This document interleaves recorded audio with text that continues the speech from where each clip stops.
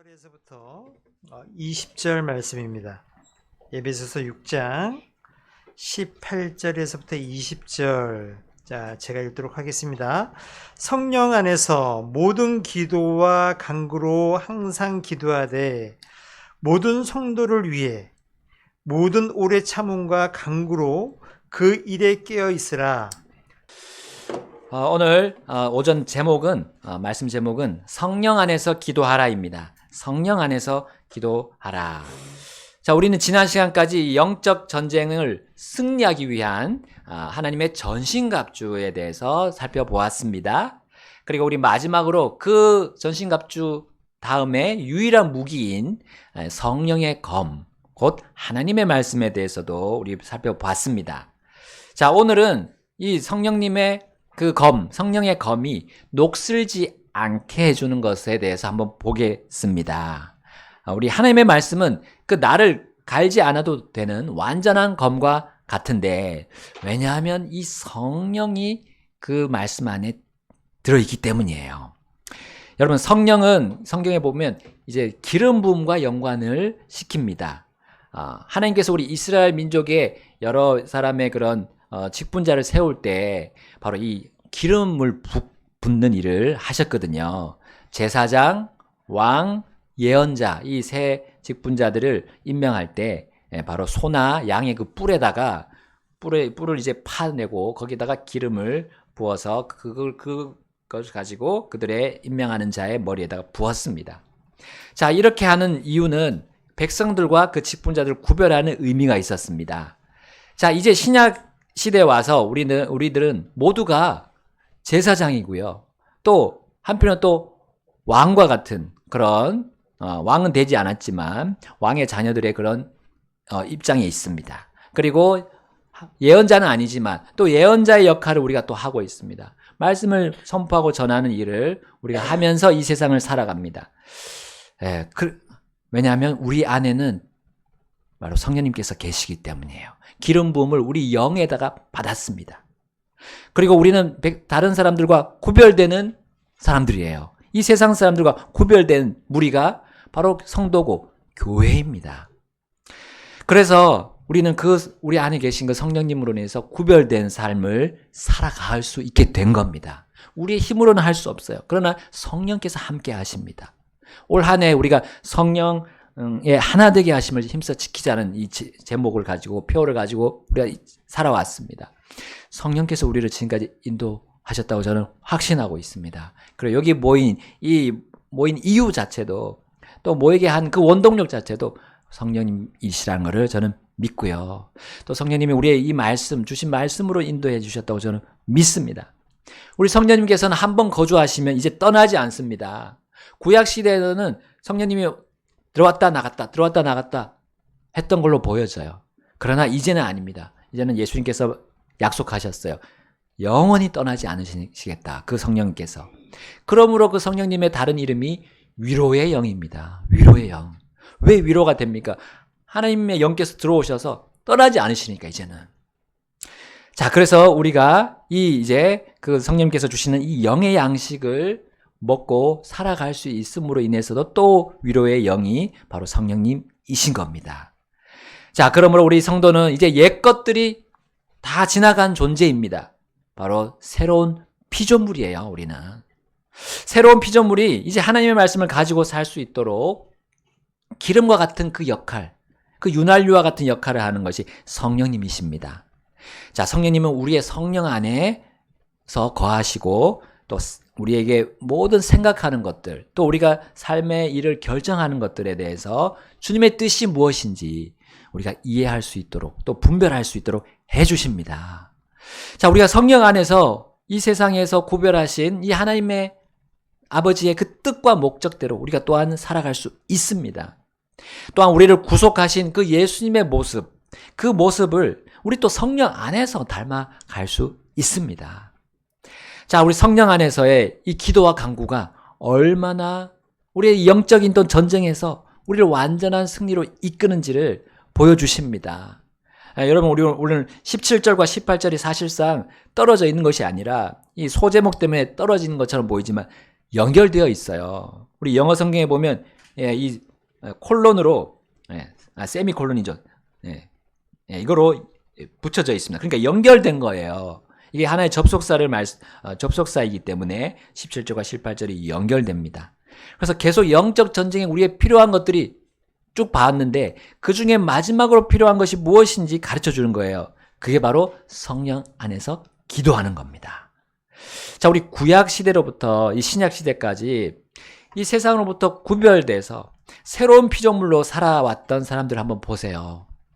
특별히 우리 낙타의 무릎과 같이 되었다고 할 만큼 이 무릎을 꿇었던 그런 기도의 용사가 야고보였습니다. 예수님의 동생인, 육적인 동생인 야고보였어요. 자, 그 야고보가 쓴 야고보서에 이 야고보보다 더 그렇게 기도했던 사람에 대해서 언급되어 있습니다. 바로 이스라엘에 비가 오기를, 그 3년 반 동안 가뭄이었는데 이제 비가 오기를 간구했던 엘리야였어요. 자, 그가 무릎을 꿇었을 뿐만 아니라 그 엘리야는 무릎 꿇은 그 상태에서 무릎 사이에 자기의 머리를 집어넣었어요. 생각해 보세요. 얼마나 하나님 앞에 꿇었는가. 그렇게 그는 하나님께 기도와 간구를 드렸던 겁니다. 자, 오늘 먼저 기도에 대해서 살펴보겠는데 이 기도, pray, 영어로 pray죠. 이것이 어떤 뜻인가? 우리 원하는 바를 어떤 대상에게 구하는 것을 이 pray, 기도라고 말합니다. 자, 그런데 우리 성경에 이 pray라는 단어가 처음 나오는 것을 보게 되면 그 대상이 잘못되었어요. 그 상황에서 그 대상이 잘못되었던 거예요. 그 사람에게 구하면 안 됐던 거예요. 우리 창세기 12장으로 한번 가보겠습니다. 창세기 12장. 우리 창세기 12장 13절. 자, 함께 읽어볼까요? 원하노니 당신은 내 누이라고 말하라. 그리하면 내가 그대로 인하여 잘되고 내 혼이 당신 때문에 살리라 하더라. 자, 여기 보시면 원하노니 한데 이게 사실 pray입니다. 처음 나오는 거예요. 물론 우리는 사람끼리도 원하는 바를 구할 수 있어요. 엄마 뭐 해주세요. 또 얘야 이거 좀 해주라 하라고 구할 수 있습니다. 원하는 바를 말할 수 있어요. 그러나 지금 상황이 어떠한 상황입니까? 이 아브라함이 이제 하나님께서 가라고 한 그 땅에, 그 가나안 땅이라고 하는 그 땅에 기근이 생겼을 때였어요. 그런데 그가 거기서 이제 무슨 선택을 해야 됩니까? 하나님께 기도를 해야 돼요. 하나님께 원하는 바를 구해야 됩니다. 근데 아브라함은 그렇게 하나님을 기다리지 않았어요. 기도한다는 내용은, 기도한다는 것은 기다리는 것과 또 연관이 되어 있습니다. 근데 하나님을 기다리지 않고 하나님께 나아가지 않았던 거예요. 그리고 그는 이집트로 내려가 버렸어요. 하나님이 아닌, 그래서 아내에게 자신의 원함을 구하게 됩니다.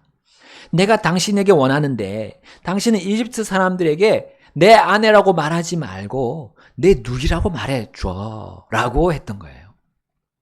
사실 이 사례는 결혼 전에 아브라함의 사촌 여동생이었습니다. 사실은 누이라고 할 수 있어요. 그러나 이제 그들은 둘은 부부가 되었습니다. 사촌지간이 아니에요. 부부가 되었어요. 이제 하나님의 법이나 이제 사람의 법을 봐도 이 사례는 그의 누이가 아니라 그의 아내였던 겁니다. 우리 믿음의 사람 아브라함이라고 합니다. 근데 이 아브라함은 그때만큼 그 믿음을 가지고 하나님께 기도해야 했어요. 그러나 그가 세상과 사람을 봤을 때 두려움을 느꼈습니다. 자, 우리 앞구절 12장 11절 12절에 이렇게 나와 있어요. 또 일이 일어났으니 곧 그가 이집트에 가까이 와서 들어가려 할 때에 그가 자기 아내 사레에게 이르되 이제 보라 당신은 보기에 아리따운 여인임을 내가 아노라. 그러므로 이 일이 일어나리니 곧 이집트 사람들이 당신을 볼 때 이르기를 이 여인은 그의 아내라 하고 그들이 나는 죽이되 당신은 살려두리라. 자, 아브라함이 많이 걱정이 됐던 거예요. 많이 걱정이 되고 또 여러 가지를 생각했던 모양입니다. 그러다 보니까 아직 일어나지 않은 일을 미리 미연에 생각한 거예요. 여러분, 이 13절에 이어지는 그의 말을 보세요. 내가 그대로 인하여 잘되고 내 혼이 당신 때문에 살리라. 여러분, 하나님의 약속을 믿고 갈대아 우르를 떠나서 그 땅에 왔지만 순식간에 지금 그의 믿음이 없어지는 것 같은 모습을 아브라함이 보이고 있습니다. 하나님을 신뢰하는 사람은 자신이 사람으로 인해 잘 된다고 확신할 수 없어요. 만약에 하나님을 믿는다면 사람으로 인해서 내가 살리라 라는 그 말도 안 되는 거죠. 여러분, 아브라함은 사람을 신뢰했습니다. 세상을 상징하는 그 이집트로 들어가기에 앞서 그들을 두려워하게 되었어요. 그의 주의를 사람들에게 집중했을 때 하나님에 대한 그 가져왔던 그 경외심이 순식간에 없어져 버렸어요. 자, 우리가 영적 전장으로 들어갈 때 그가 이렇게 사기를 잃어버리는 기도를 하는 모습을 우리 볼 수 있습니다. 여러분, 하나님께서 성경에서 이 기도를 맨 처음 언급하실 때 그것은 실패의 기도의 예를 보여주고 있습니다. 기도의 실패의 예를 보여주는 것입니다. 그만큼 우리 사람들이 하나님을 믿기로 결정한 이후에 그 첫 번째 영적 전쟁에서 이렇게 자주 패배를 거듭한다는 것을 우리 주님이 아시고 보여주시는 겁니다. 그래서 우리의 원함과 구함, 그 기도가 어디로부터 출발해야 하는지를 주님이 보여주시고자 하심입니다. 자, 오늘 본문과 더불어 우리 유다서 1장 20절에도 말씀하는 것처럼 우리는 성령 안에서 기도해야 합니다. 성령 안에서요. 우리는 육신 안에서 기도할 때 반드시 패배하게 될 것입니다. 하나님의 전신갑주를 차려입고 또 성령의 검을 들었다고 해서 영적 전쟁이 끝나는 게 아닙니다. 성령 안에서 기도해야 합니다. 여러분, 우리의 기도, 우리의 원함과 그 구함이 사리사욕에서 나오면 안 됩니다. 왜냐하면 우리는 구별된 새로운 피조물이기 때문입니다. 자, 이제 우리 다시 본문으로 돌아가 보겠습니다. 에베소서 6장 18절. 성령 안에서 모든 기도와 간구로 항상 기도하되 모든 성도를 위해 모든 오래 참음과 간구로 그 일에 깨어 있으라. 아멘. 자, 성령 안에서의 기도는 하나님께 항상 나아가는 것을 말합니다. 이것은 어려운 일이 있을 때, 또 좋은 일이 있을 때 구별하지 않고 주님께 기도하는 것을 말합니다. 이것은 마음에 상처가 나서 또 심한 충격을 받아도 주님께 호소하면서 인내하는 것을 말합니다. 성령 안에서의 기도는 내가 받은 복에 대해 마음이 높아지지 않고 더욱 겸손하고자 하는 것을 말합니다. 이 기도 속에는 나 자신의 뜻을 담고 있지 않기 때문이에요. 바로 성령의 뜻을 담고 있기 때문입니다. 바로 하나님 아버지의 뜻을 담고 있기 때문입니다. 예수님의 모습을 담고 있기 때문이에요. 성령 안에서의 기도는 어떤 상황 속에서도 하나님께 대한 믿음과 감사가 들어있는 겁니다. 상황이 좋든 나쁘든 하나님께서 그 모든 것을 주관하심을 신뢰하고 감사하는 기도가 성령 안에서의 기도입니다.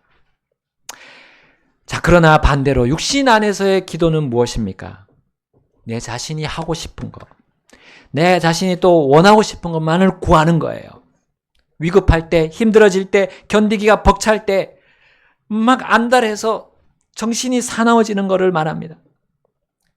그리고 그 육신 안에서의 기도는 그래서 늘 감사가 빠져 있는 거예요. 그것에 또한 믿음도 없어져 있습니다. 주님이 온 세상을 다스리고 계심을 인정하지 않는 것이 우리의 육신입니다. 옛사람이라고 하는 그 육신입니다. 그렇기 때문에 그거 안에서 기도하게 되면 우리는 내 자신의 안에서만 그냥 머물러 있는 거예요. 심지어 기도할 때 시작과 마지막은 하나님 아버지, 그리고 예수님의 이름으로 끝이 납니다. 그러나 그 기도의 중심에는 자신과 사람에게만 집중되어 있어요. 또한 이 세상에 일어나는 일들에만 집중되어 있습니다. 그러나 거기에는 도무지 주님의 뜻이 보이지 않아요. 이러한 육신 안에서의 기도는 하나님에 대한 경외심마저도 사라지게 합니다. 오직 사람과 세상의 그런 상황들에 대한 공포심만이 있는 거예요. 자, 이것이 바로 아브라함이 가지고 이집트로 내려갔던 그 아브라함의 마음과 기도였던 거예요. 여러분, 본문 18절을 보게 되면 나 자신에게만 멈춰있지라고 하지 않습니다. 성도를 위해 기도하라 했어요. 성도를 위해. 이것이 또한 성령 안에서의 기도라고 알려주십니다. 성도에게 기도하는 것이 아니라 성도를 위한 기도라고 말씀하세요. 그것도 모든 성도를 위해서 하라고 하십니다. 내 개인의 원함을 넘어서 다른 성도들, 심지어 우리 또 성경에 보면 모든 사람들을 위해 기도하라 하셨어요. 내 원수까지도 위해서 기도하라 하셨어요. 왜 그렇게 주님이 말씀하십니까? 우리는 내 안에서만 빠져서 허우적될 때가 많기 때문입니다. 그래서 나와 마음이 맞지 않는 사람들의 모습에 주목하기 때문입니다. 견해와 의견이 반대인 그런 모습에 너무 주목해요. 혹은 우리가 생활 수준이 또 다른, 형편이 다른 것에 주목합니다. 그러나 교회는 하나님의 가족에 속해 있습니다. 하나님의 왕국에 속해 있어요. 또한 성도는 같은 주님의 몸에 붙어 있는 지체 아닙니까? 지체. 우리가 좋건 싫건 또 맞든지 맞지 않든지 우리 주님께서 우리를 여기다가 딱 붙여놨어요. 자신의 몸에다가 우리 붙여놨다는 거예요. 그렇다면 우리 성도를 위해서 기도하는 것이 아버지의 뜻입니다. 모든 성도요. 내가 마음에 들지 않는 성도라도 기도하는 거예요. 그래서 본문 18절에는 또 그 뒤에 뭐라고 나옵니까? 모든 오래 참음으로. 모든 오래 참음으로 기도하라고 명하세요. 왜 오래 참아야 됩니까? 그 지체를 생각하면 불편하기 때문에 마음이 불편해집니다. 첫 마음이 그렇습니다. 괜히 이유 없이 또 미워질 수 있기 때문이에요. 주님의 그 무조건적인 사랑이 아닌 한번 애증으로 보기 때문입니다. 그의 행실이 좀 답답해 보이기 때문이에요. 그러나 오래 참아야 된다는 거예요. 그래서 우리 주님이 그렇게 하신 것처럼 인내하시고 오래 참으신 것처럼 그렇게 우리는 기도하는 것이 성령 안에서의 기도라는 것입니다. 여러분, 우리 안에 이러한 생각들이 있다는 거 주님 결코 모르지 않으십니다. 그러므로 성령 안에서 기도하되 모든 오래 참음으로 하라고 하셨습니다. 모든 오래 참음은 우리 또한 모든 지체를 위한 기도이므로 우리 또 각각의 사람들에게 오래 참아야 한다는 것을 말씀하신 것입니다. 내 일도 아닌데, 나의 일도 아닌데 굳이 그 사람의 일에 내가 깊이 관여하고 상관하는 거 아니냐 하면서 우리 나 몰라라 하지 말라는 거예요. 주님이 말씀하셨죠. 또 본문에 그 일에 깨어 있으라 했어요. 깨어 있다는 거는 우리가 그렇게 나 몰라라 하는 거 아닙니다. 그분들의 상황에 사정에 내가 깊이 또 역지사지의 생각으로 같이 받아들이고 동정하라는 거죠. 다 이해하지는 못하지만 그런 마음으로 그들을 위해서 기도하라는 겁니다. 여러분, 왜 이렇게 하라고 하십니까? 우리 주 예수님께서 먼저 본을 보여주셨기 때문입니다. 기도의 본을 보여주셨어요. 주님은 만나는 사람마다 그들을 위해 기도했습니다. 또 목자 없는 양같이 흩어져 있는 그 무리들을 위해서도 기도했습니다. 그들을 먹이신 다음에 그들에게서 영광과 칭찬과 존귀를 받지 않으셨어요. 곧바로 산으로 가셨어요. 오병이어의 그 기적을 행하시고 그를 떠나서 산으로 가셨어요. 그리고 그들을 위해서 기도하셨습니다. 마치 홀로 골방에 들어가서 한적한 곳에서 기도하듯이 그분은 기도하셨어요. 이것이 바로 성령 안에서의 기도입니다. 그분의 우리 주 예수님의 이런 기도의 본을 가장 잘 설명해 주는 곳이 히브리서 5장이에요. 히브리서 5장 7절부터 9절에 이렇게 말씀하고 있습니다. 7절, 그분께서는 자신의 육체의 날들에 자신을 사망으로부터 구원하실 수 있는 분께 강한 부르짖음과 눈물로 기도와 간구를 올려드리셨고 또 그분께서 경외하셨으므로 하나님께서 들으셨느니라. 그분께서 아들이실지라도 여전히 그분께서는 고난을 당하는 것들로 말미암아 순종하기를 배우시고, 함께 우리 9절 읽겠습니다. 또 완전하게 되셨으므로 그분께서는 자신에게 순종하는 모든 자들에게 영원한 구원의 창시자가 되셨으니. 아멘. 자, 성령 안에서 기도하는 사람은 바로 여기 예수님처럼 순종하기를 배우게 됩니다. 여러분, 주님도 순종하기를 배웠다고 하셨어요. 그렇다면 우리들은 더욱더 그러해야 하지 않을까요? 성령 안에서 기도하는 그 순종을 우리 배웁시다. 왜 주님은 자신의 육체의 날들에 순종하기를 배우셨습니까? 여러분, 예수님께서 기도하실 때 그때는 다름 아닌 싸우는 시간이었어요. 싸움의 때였습니다. 영적인 전쟁을 하고 있는 때였어요. 그분은 인자로서, 이 사람의 아들로서 사망으로부터 구원하시는 그 아버지가 필요했던 겁니다. 강한 부르짖음으로 부르짖으셨고 눈물과 기도로 또 간구로 아버지께 나아갔던 거예요. 그러면서 그분은 아버지만을 경외해야 했습니다. 고난과 죽음의 십자가에 못 박히시기 그 전날 밤의 모습을 여기서 묘사해 주고 있어요. 겟세마네 동산에서 기도하셨던 그것을 지금 묘사해 주고 있는 겁니다. 그러므로 우리 이 기도, 이 성령 안에서의 기도는 기도한 것 그 자체가요, 싸움이에요. 하나의 싸움. 우리 주님의 땀이, 그 기도하실 때 그 땀이 무엇처럼 변했다고 했습니까? 피. 우리가 기도할 때 그 즉시 그곳은 전쟁터로 변하는 겁니다. 밀고 당기는 정말 치열한 전장이 펼쳐지는 겁니다. 성령과 육신이 싸우기 때문이에요. 오늘 본문의 9절과 우리가 지금 읽은 이 9절 보게 되면요, 이것이 바로 성령 안에서의 기도의 모범이고 성령 안에서의 기도의 치열한 전장터를 보여주고 있습니다. 자, 우리 지금까지 한 가지 살펴보지 않은 성령 안에서의 기도가 있습니다. 그 단어, 한 가지 단어가 있습니다. 그것이 바로 간구입니다. 간구. 여러분, 우리는 기도에 대해 보통 가볍게 생각할 때가 있습니다. 진지하게 생각하지 않고 그냥 이게 형식적으로 이 기도에 임할 때도 있어요. 아주 가볍게 우리가 기도를 하지만 그 기도의 하나하나의 단어를 이제 가볍게 여기고 그냥 내놓을 때가 있습니다. 그리고 반복적으로 생각 없이 마치 앵무새가 따라하는 것처럼 할 때가 있어요. 이것은 마치 군인이 총을 들고 이 목표물을 보고 쏴야 되는데 숨어서 막 이렇게 쏘는 것 같아요.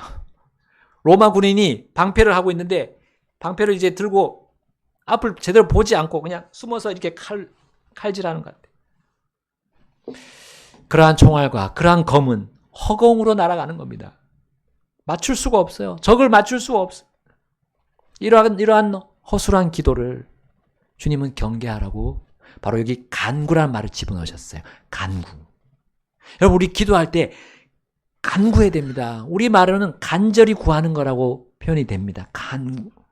정말 혼과 우리 영과 몸을 다 담아서 하나님께 구하는 걸 말하는 거예요. 우리는 모든 성도를 위해서 모든 오래 참음과 이 간구로 기도해야 한다는 말씀을 오늘 주십니다. 적을 똑바로 쳐다보고 싸우는 그런 용사처럼 기도해야 된다는 것이죠. 그리고 우리 기도의 용사라고 하는 이유가 이 기도가 영적인 전장터이기 때문입니다. 참 재미있게도 이 간구라는 말은 로마어의 라틴어에서 왔습니다. 그리고 이것의 뜻은 고대 로마에서 그 군사적인 성공의 결과로 지켜지는 종교적 엄숙함이라고 우리 노아 웹스터 사전에서 정의하고 있습니다. 이 바로 군사적인 용어였던 거죠. 그리고 승패와 생사를 가르는 이 전쟁 용어에서 가져왔다는 겁니다. 기도라는 이 또 하나의 영적 전쟁터에서 성도가 가져야 할 그 마음의 중심이 바로 간구여야 한다는 거예요. 곧 진지한 요청이어야 합니다. 또 하나님만을 경외하는 가운데 겸손하게 간청하는 그 간청이, 그 간구가 바로 성령 안에서의 기도입니다. 성령 안에서의 기도는 사람에게 빌고 사람에게 요청하는 것이 아니기 때문입니다. 오직 하나님께만 드리는 것입니다. 하나님께 말씀드리는 거예요. 하나님이 어떤 분이십니까? 내 몸과 혼과 영, 이 모든 것들을 우리가 완전히 납작하게 엎드려서 나아가야 할 분 아닙니까? 유일한 분 아닙니까? 성령 안에서 기도할 때 우린 그 안에서 바로 이러한 간구가 들어있다는 것을 오늘 주님께서 말씀해 주십니다. 우리가 드려야 할 바른 기도, 그 성령 안에서의 기도는 절대로 사람이 듣기에 좋은 기도가 아닙니다. 오직 하나님께서 들으신다는 그 믿음과 신뢰를 가지고 아뢰는 것이에요. 가장 높으신 분에게 아뢰는 겁니다. 머리를 조아려 가면서 아뢰는 거예요. 하나님께서는 우리를 친구처럼 대해주시는 것은 맞는 말입니다. 그러나 우리가 하나님을 막 친구 삼아서 그렇게 할 수는 없는 거예요. 감히 그렇게 할 수 없는 겁니다. 여러분, 간구가 이 성경에서 맨 처음 나오는 것을 한번 보십시오. 아이러니하게도 이 기도가 맨 처음 나왔을 때도 이 기도의 실패를 보여줍니다. 그런데 여기도 똑같습니다. 이 간구의 실패를 또 가장 처음에 보여줍니다. 사무엘상 13장 12절에 이렇게 나옵니다. 그러므로 내가 이르기를 이제 블레셋 사람들이 나를 치러 길갈로 내려오겠거늘 내가 주께 간구하지 못하였다 하고 내가 어쩔 수 없이 스스로 번제 헌물을 드렸나이다 하더라. 자, 여기서 내가 누굽니까? 우리 문맥 보면 이스라엘의 초대 왕이었던 사울이었습니다. 사울이 즉위한 후에 그가 첫 번째 범법이었어요. 사무엘에게만 권한이 있는 그 번제 헌물 드리는 일을 사울이 해버렸어요. 자, 이제 블레셋과의 싸움 전에 사울은 마땅히 기도와 간구를 하나님께 드려야 했습니다. 그러나 그는 하나님께서 정하신 대로 하지 않은 거예요. 하나님께서 정한 법에 대해 이 왕은 철저하게 준수해야 했습니다. 모든 백성들의 본보기가 바로 왕 아닙니까? 간구라는 것은 결코 사람에게 향할 수 없습니다. 간구는 원함을 단지 구하는 것이 아닙니다. 스스로 존재하시고 지극히 높으신, 가장 높으신 하나님께 구하는 것이 간구입니다. 그것을 설렁설렁 대충대충 하나님의 뜻이 아닌 자신의 뜻대로 구할 수 없는 것이 바로 간구입니다. 그것이 성령의 안에서의 기도입니다.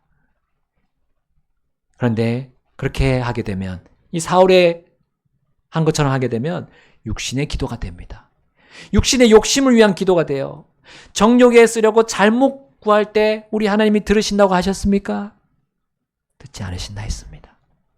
범법하는 기도를 하나님은 외면하신다고 모든 성경에서 말씀하고 있습니다. 그래서 우리 기도할 때 우리는 두 가지 중 하나를 선택하게 되는 겁니다. 순종할 것인가, 불순종할 것인가. 하나님의 뜻에, 하나님의 법에 순종할 것인가, 불순종할 것인가가 결정이 되는 거예요.